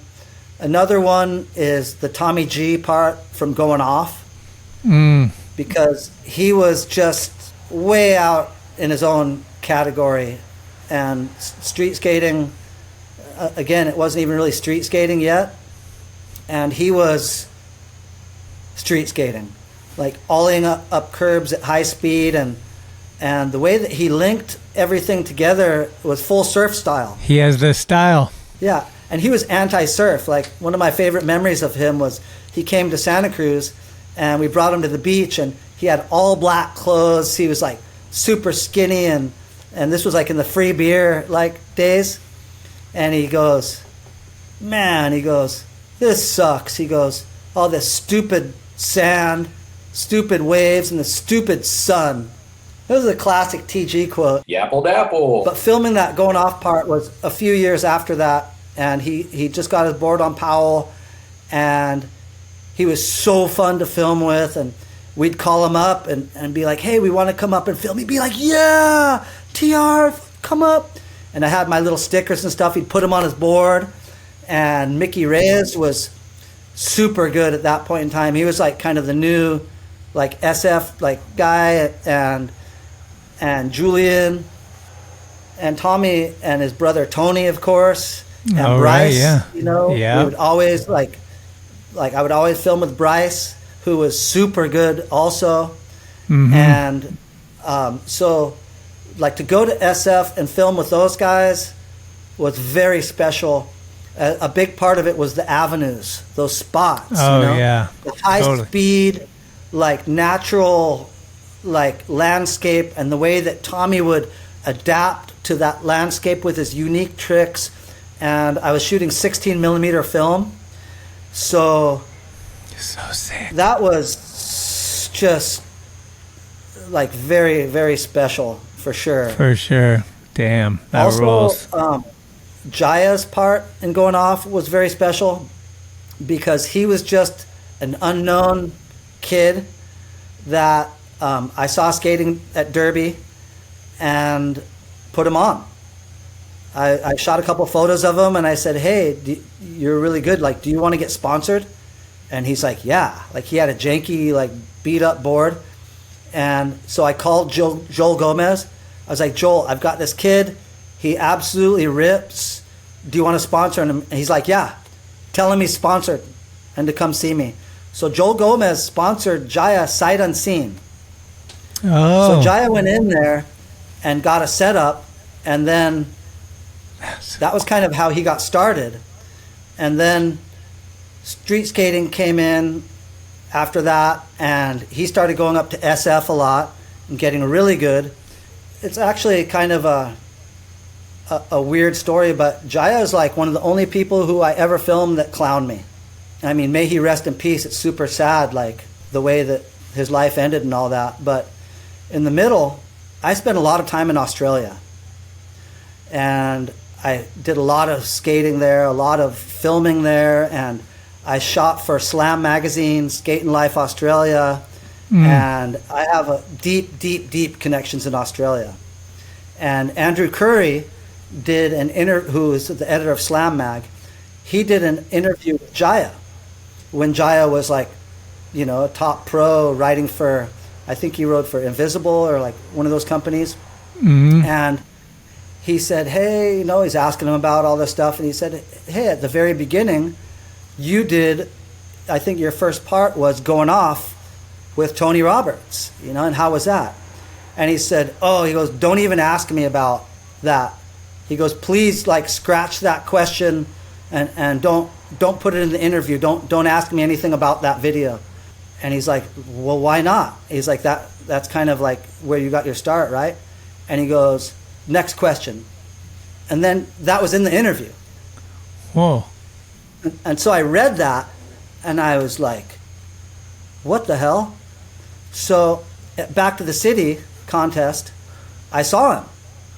And I waited till, you know, the contest was over and everything was done. And I see him and he's like with somebody else. I don't remember who it was. Whoever it was, I'm sure they remember this. And I walk up, I tap him on the shoulder, and he turns around, I'm like, dude, what's up? Why'd you clown me in that interview in Slam Mag? And he's like, you know, that part is a nightmare for me. He goes, I've gotten teased for that part my whole life, and I wish that never happened. And I was like, really? And I was like, all right. And I just turned around and walked away. And it was the last time I ever talked to the guy. And oh, wow. It was pretty crazy because I put him on. At that same point in time, I was filming a lot with Corey Chrysler, who was like the raddest, most appreciative guy ever, like the complete opposite of Jaya. And at that point in time in Santa Cruz, like street skating was blowing up. You know, Ron Whaley was just getting rocking. And there was like this guy, I don't know if you remember Dustin Zimmerman. He was super for sure. good. He was on Think. Yeah. Taylor, I think Jackson Taylor. Jackson Taylor Consolidated, Matt yep. Fields was around. And so there was a rad like street skating movement and I was filming with those guys and they were always like super honored and appreciative to shoot with me. And so that was a rad time. Like I was basically visiting Santa Cruz, you know, coming back from Indonesia and was out of the skate scene, but was still skateboarding myself everywhere and still shooting photos. But I wasn't involved in the industry at all at that point. Okay. I just trip on how time flies and how crazy so much happened in our time, you know? Like if you look at it, we've been really destructive as well. A lot of things were great for many, many years, and then they got fucked up really quickly in our time as well. But the progress that we have made in some of these things that we love, filmmaking, surfing, skating, I remember a time where we're like, skating's about to flatline. It can't get any better. You know, there's no way they can learn more shit. They're not going to take it further. That was like a long time ago, and it's like still like, you know, we don't even know how old we're supposed to be. Like it's like, I thought you're done skating at 20 when I was like 12, you know, like 20, that guy's old, you know, like this stuff it's pretty special and cool that we're a part of this era of building the foundation. I mean, the foundation was, you could argue that maybe it was 69, but it's early 70s in my mind that like it really starts being built, you know? And it's cool. It's just something that we can really hold on to as like, we don't have to look back at the Great Depression or like World War I or World War II or any of these things. It's like we had skateboarding and this is what we did. Like, it's pretty cool. Totally. I mean, skateboarding is progression and individuality. and style on a board. I'm not talking about shoes and fits or any of that shit's totally irrelevant to me. But progression is skateboarding. Like, there's no such thing as like, oh man, it was so much better back then, or da, da, da, da. That's such a load of crap. It's so much better now than it's ever been. Dude, Yuto Horigome, that guy's tricks, that guy's style, it's everything that anyone ever dreamed of in a skateboard, he's doing. He's the best of Nodus, the best of the smallest wheel, like flippy phase in 1991, Eric Costin, combined with Tom Knox's like flow, combined with Greg Weaver's style from the 70s. Yuto's style, bro, the way that he lands his tricks, it's so effortless. And he skates vert. He skates vert. And he's like leading the foundation for the 2028 shit, which is leading the foundation for the 2032 shit, which is leading, it doesn't stop. That is skateboarding. I agree. Yuto is phenomenal. This is a difficult one. There's a lot of people that are still alive that had a big part to do with what we're doing now, right? Like Blackheart, for example. He was one of the first guys to test the indies. He had the first indie ad. He was a big part of creating that image. Does he have anything to do with indie now? Does he make any money from them? No. The question's a hard one to ask, but as we get older, we look back and sometimes we have regrets or wish we did things differently.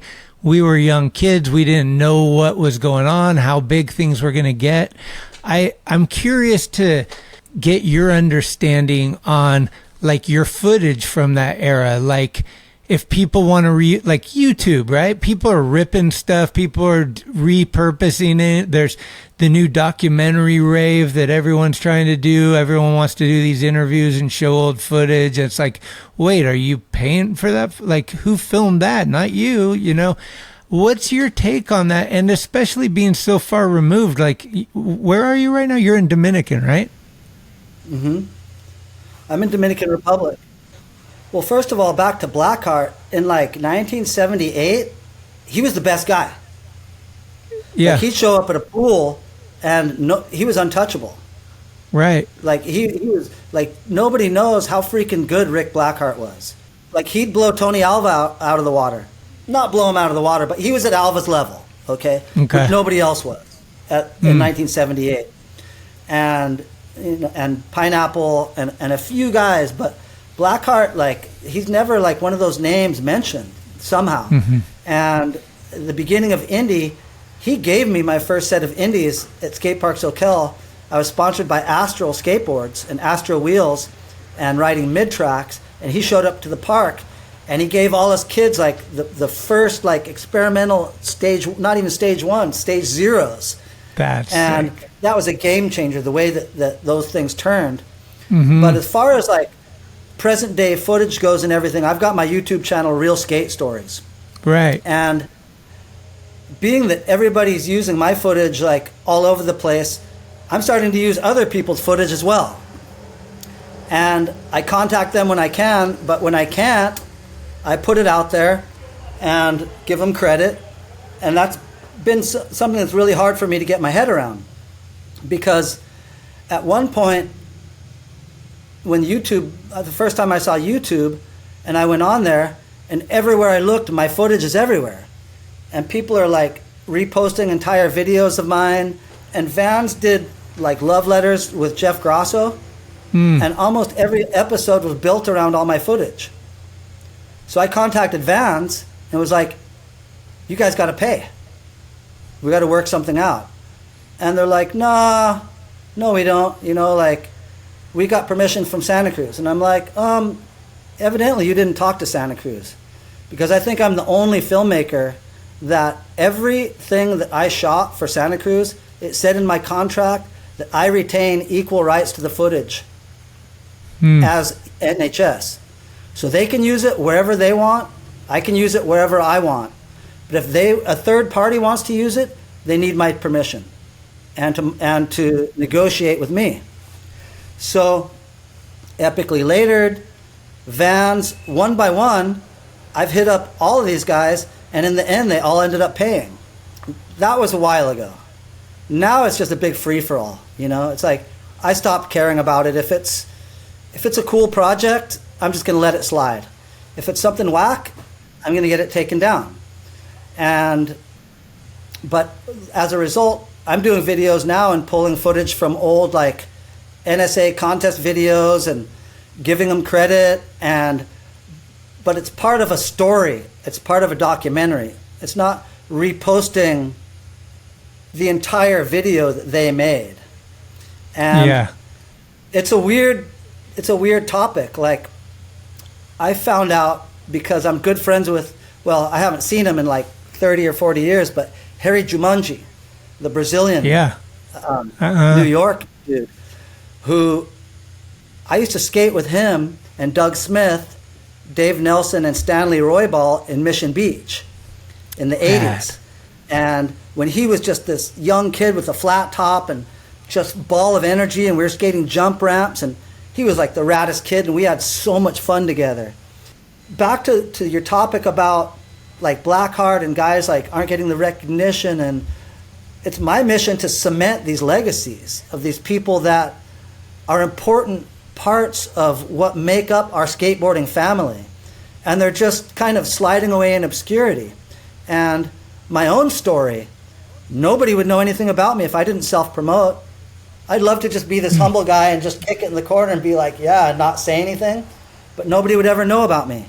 Nobody would ever know about who invented follow footage, who invented the face to feet angle, who put hip hop in a skate video first.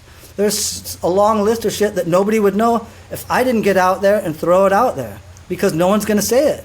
So it's going to have to be me, and I'm going to have to look like the self-promoter guy. I don't care. It's the truth.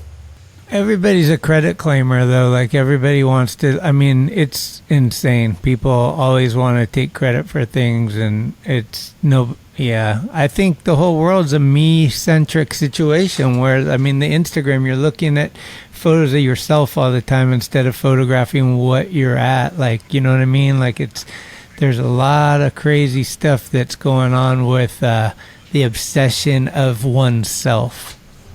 Yeah, there's a lot of that, but that's not everything. There's a lot of Rick Blackhearts out there. They're just sitting in the cuts and don't get the credit. There's as many of those as there are the me guys. It's not all me. Like how I connected with Clyde Singleton. One day, you gotta be dangerous like me. I was complaining about 9 Club, always using my footage, always talking about my angles, always talking about parts I filmed, and have never said my name once on the show. And Clyde commented on the post that I was saying that, and he said, "Hey, my guy, it's not always about you." And my reply to that was like, "Not always about me? How about never about me? This is shit that I created, and I don't get any love or any props from anybody. You know, where's my 9 Club episode?" Man, once you go out there, you know, you're with the big dogs, man. Fair enough. Besides Geron, those dudes, they don't even really know much about, and Roger, of course, they don't really know much about pre-kickflip skateboarding. And they're learning on the fly. So fair enough. But we built the foundation of this shit, you know, and there's important stories to be told. A lot of them. I mean, you were a huge influence, Mack Dawg, huge influence. The stuff that you guys were filming was all in my backyard. So, like, I don't know, growing up in Northern California, having the NorCal guys, I mean, Blackheart was always like, you know, working at Thrasher, I worked with Fausto before he passed, and watching Fausto and Blackheart's dynamic was insanity. Like, you couldn't even explain that to somebody, that a work atmosphere could be the way that this work atmosphere was, but that's what brought us there. We wanted more of it. Like, oh, it's a little scary, but oh, it's so sick. Like, you know what I mean? And like all that stuff, like Jake, people liked him, people didn't like him, whatever. Jake always gave Blackheart credit. Like his role in at that indie ad, that was like Jake's favorite photo, and he always said it. You know, like it's like we were drawn to Tommy Guerrero's style, the hills of San Francisco, our backyard. It's just like sports or anything else. Like you want your local to be the shit. And so you guys putting this stuff on the map and stuff is important to me. And like having these relationships, dude, having footage of the boomer ramp at Raging Waters, like what? Like what? You guys are going to build a ramp at a water park so people that are like in between water slides can watch some skateboarding. Like it didn't make sense. It was just so cool. Like all that stuff. And did you film the high air contest where it was like Cab and Hosoi together? Like there's so much cool stuff that happened at the boomer ramp, and it was such a, I mean, how long was it there? Not that long, right? No, not that long. And I was filming 16 millimeter film and Super 8 film, all film, no video. And rad. That part in Goin Off with Chris Miller and John Gibson, Miller. You know, Hosoi, Grasso, Cab ruled it harder than anybody and won the high air contest, I believe. He's got Hosoi, that centerfold with the height, what do you call it, a ruler, whatever you call those things, meter. Yeah, and I mean, that Dan shit was Sturt like... had his camera on a tripod in the background. Yeah. And I'm on the ground with my 16 millimeter camera, long-ass blonde hair. It was incredible. Yeah, Joel Gomez made all that happen. Joel from Sessions. Oh, he did?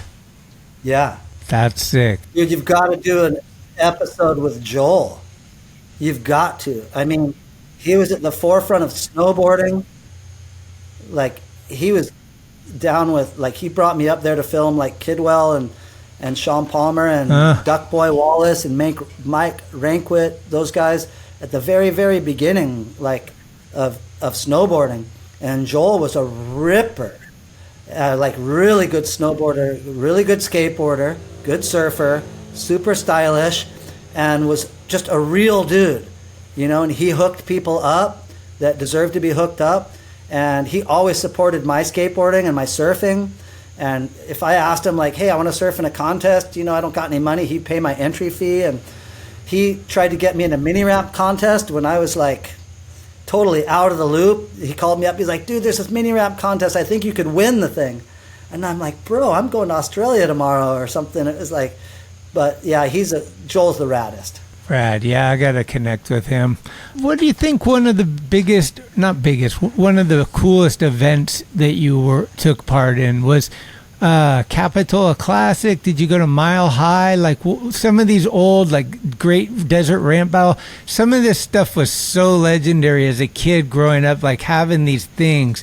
I got to imagine being from Santa Cruz, Capitola was pretty insane to have all that attention and the streets down and Gons going over a car and all that. That's got to be the most iconic event I ever saw because it was the very beginning of street skating. It was the first time I ever saw Gons.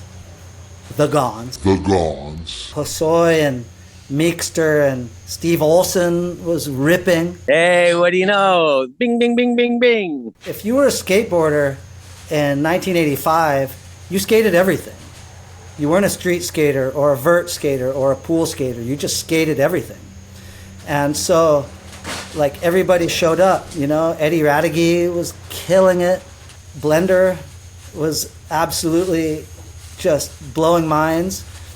And they had the craziest little pyramid ramps and jump ramp with like a quarter pipe with a platform and then the car at the bottom. And Tommy G, I think, won it if I'm not mistaken, or Hosoi. But it was also in my hometown, you know, like I grew up in Capitola, so it was in my town. And just for how revolutionary that event was at that point in time and how everybody showed up, like, that's got to be the closest event to my heart. Okay, rad. And there was another one at Skate Park Soquel in 1978, I want to say, where Ray Bones Rodriguez showed up and and Tay Hunt and the Sims team, and our local guys at that point in time at Skate Park SoCal were incredible, like Kevin Reed, Dion Rip, Robert Garrett, Judy Oyama was like already ripping, and she was just a little girl. Sean O'Callahan, I think he was from Sacto, but he was always at SoCal. I don't want to leave anybody out. There was Bill Ackerman, Bill's Wheels was killing it. George Milburn, Gary Herbst. So all the early Skate Park SoCal guys, the Carter brothers, Tony Carter, Todd Carter, and Tom Carter, you know, and of course I can't remember everybody, but Kevin Reed was the king. Like, he was already like doing stuff that nobody could even fathom. And so that contest was amazing because it gave our park guys a chance to compete against a lot of the other like best guys in the world, and our park was super kinked out. It was really hard to ride, so anybody who came from a different park was at an extreme disadvantage. And we'd go to like Winchester and Campbell and stuff, and we couldn't believe how perfect everything was. Well, what do you think about for surfing? I mean, I'm going to kook it right now because I don't know much about it, like I told you, but is Chopu the gnarliest? Yeah, Chopu's the gnarliest, for sure. But okay, in surfing, you've got kind of the gnarly wave guys, and then you've got the kind of progression guys. Okay, the progression guys are doing stuff, we are doing stuff above the lip.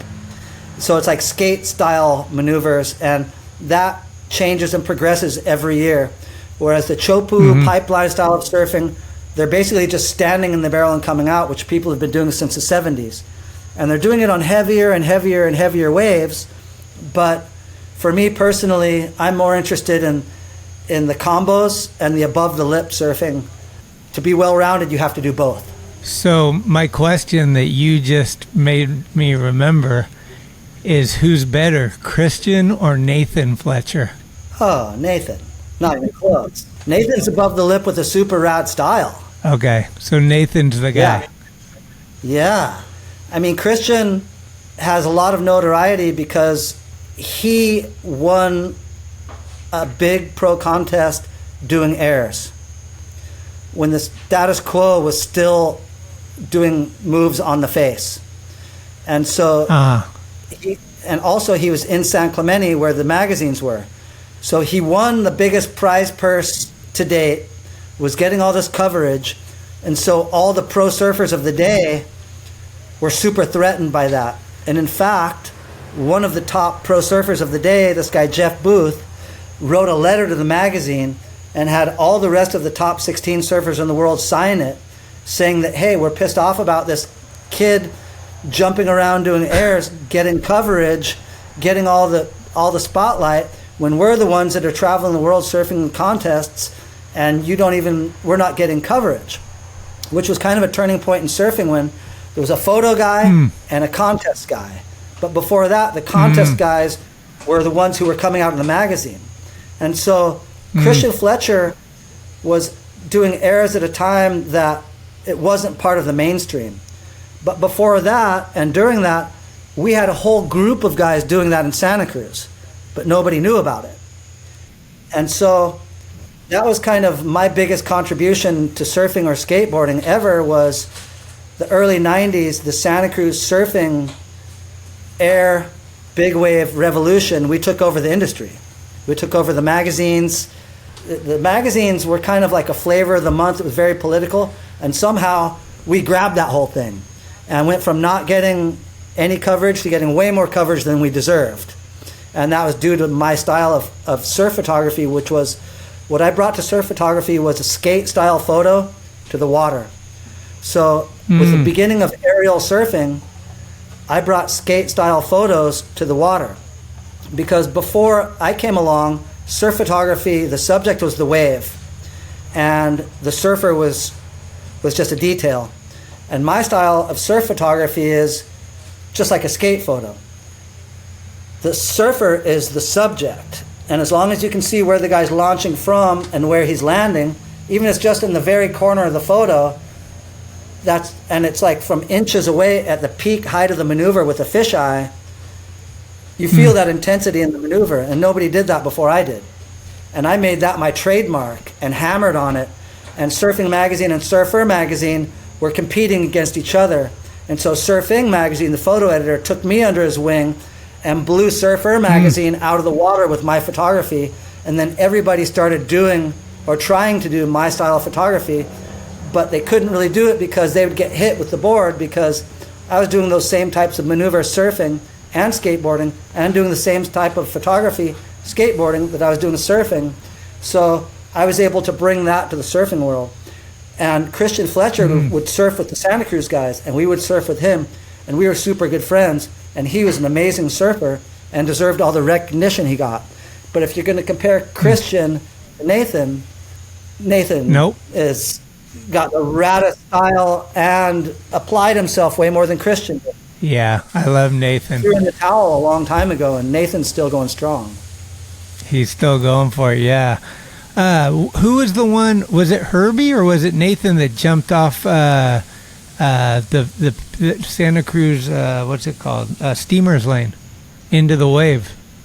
Yeah, that was Nathan. And he did that at various cliffs in Santa Cruz. That was kind of his deal with, he loved doing bomb drops. Yeah, that's Nellie Nelson's photography, who was kind of the guy who I trained and taught a lot, and like gave him his first water housing and stuff. And when I moved to the tropics, I kind of passed the baton to Dave Nelson, who also was like a pro level skater, amazing surfer, and then he became one of the best surf photographers in the world.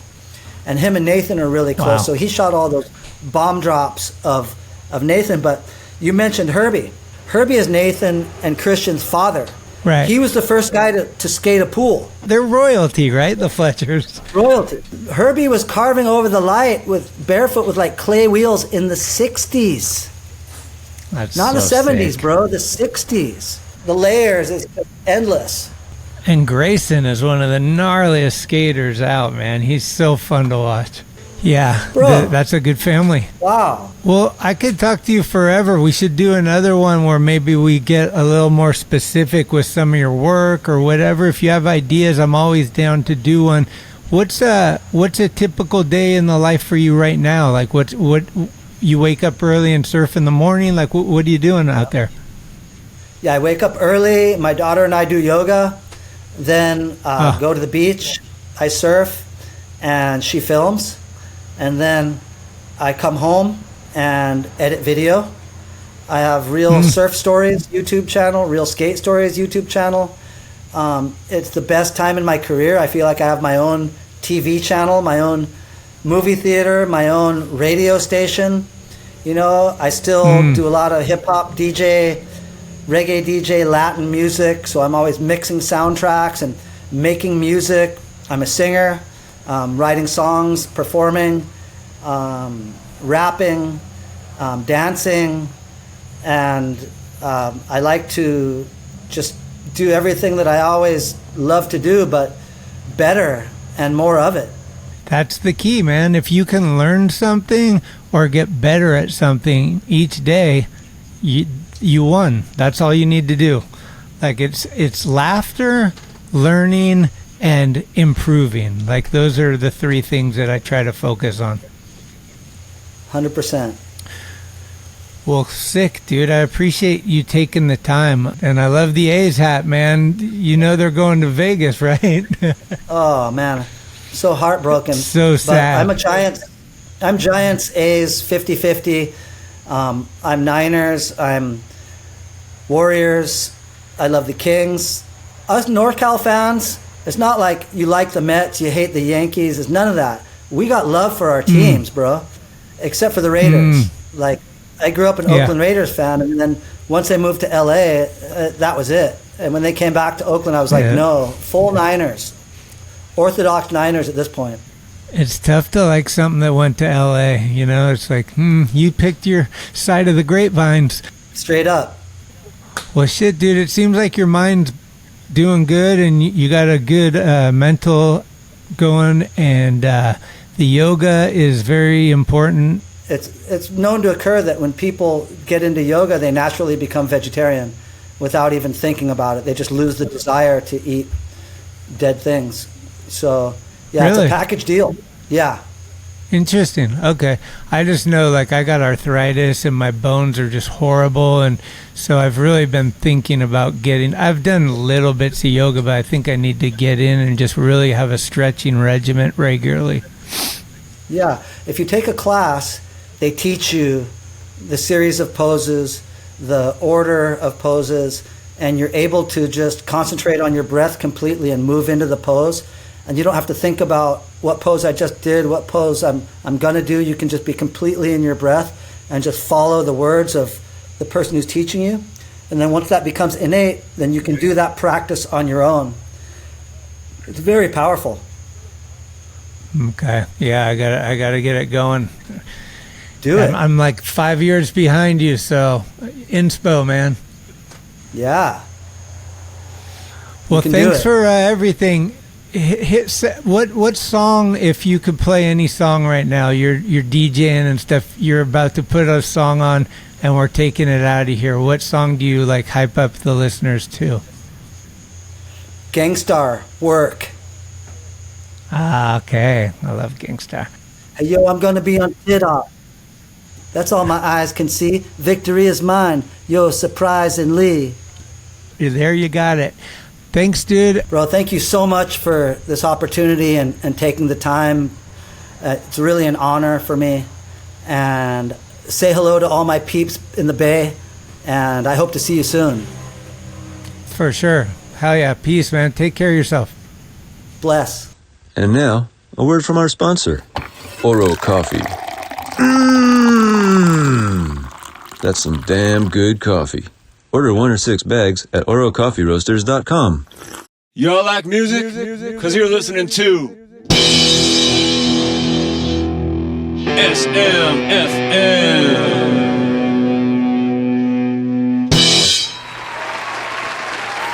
We are back again and again with episode 6 of SMFM, brought to you by Talkin Schmit.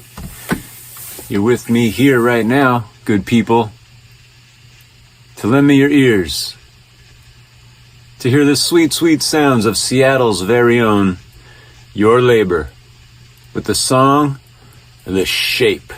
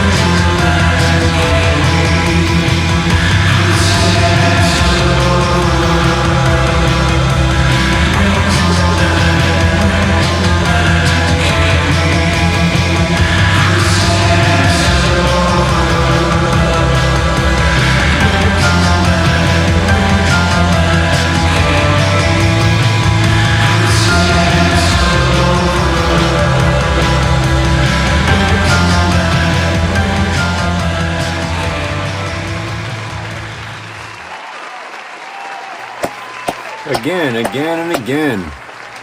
The 6th time, bringing music to your ears. You don't know what you're going to get here at SMFM. That was Your Labor from Seattle, Washington, with the song, The Shape. Find him on Instagram at Your Labor. That's labor with the U. And if you like any of these bands I'm playing, go to their Bandcamp, buy their merch, download their stuff. It's a way to support and be supportive while you're supporting. You see?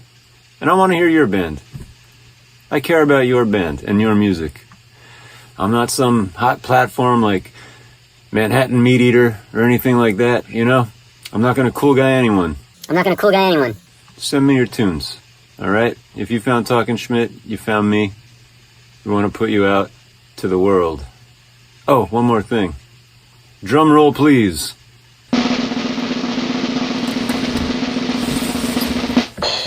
Upgrades. Thank you, sir. There you have it. We are moving forward.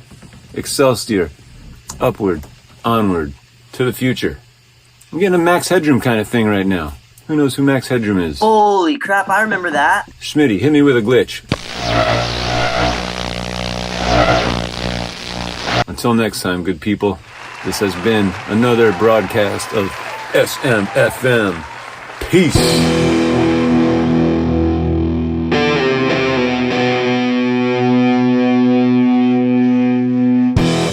Thank you for listening to another episode of Talkin Schmit.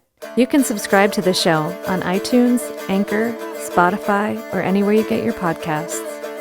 When you subscribe, you'll get notifications every Tuesday of new episodes the minute they become available. Also, please leave reviews and a 5-star rating. It's the best way to help the show grow. All of the episodes will always remain free, but if you would like to help support the show, you can do so at TalkinSchmit.com, where you can pick up some merchandise like t-shirts, beanies, hats, and stickers. The website has an entire archive of all of the episodes, with extra photos and videos. Email us with any suggestions, comments, or ways that the show may have improved your life at talkinschmit@gmail.com. All interviews are conducted, edited, and produced by Schmitty. The intro music is Mary's Cross by the band Nature. A very special shout out goes to the executive director, Sharal Camisa. Shout out. Love it! This is Talkin Schmit, where the Rolodex is deep, but the conversation is deeper. Keep the wheels greased.